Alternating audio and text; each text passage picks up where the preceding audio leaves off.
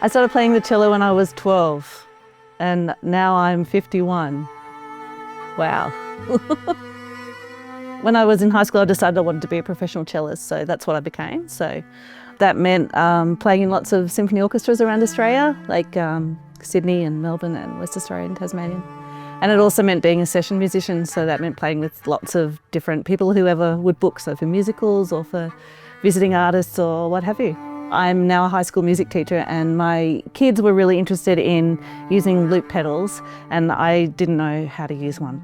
So I thought I'd better learn so that I could be a better teacher. And so from that spawned this project.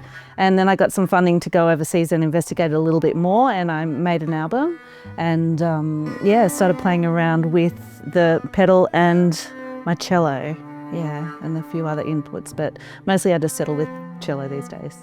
My influences, well, someone like Laurie Anderson obviously comes to mind. I sometimes do covers, so I love the Pixies, obviously, the greatest rock band ever. And then what I listen to is a lot of contemporary music, so I listen to kind of Flying Lotus and, at the moment I'm really into Barry Can't Swim and Jamie XX. So yeah, I guess I have a lot of influences. When I was doing classical music for a living, I mean, I did a lot of contemporary music, a lot of contemporary classical, so a lot of that's very experimental.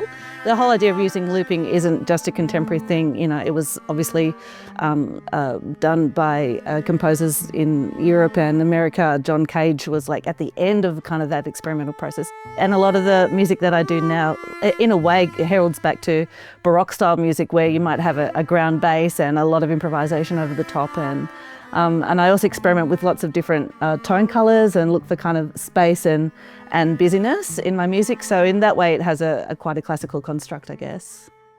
I am intending to get next into using live looping using computer technology. So this is, like the kind of